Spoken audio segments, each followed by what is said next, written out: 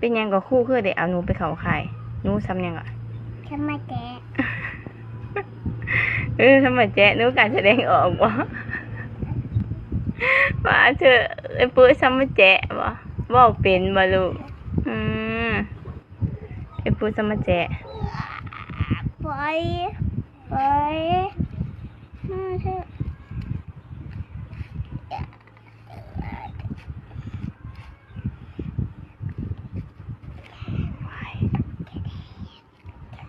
ลูกคอยเธ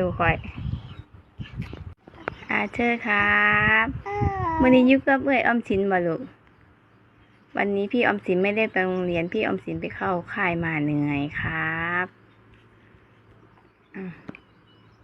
เลี้ยงน้องเลยน้องก็คือดื้อแท้น้อง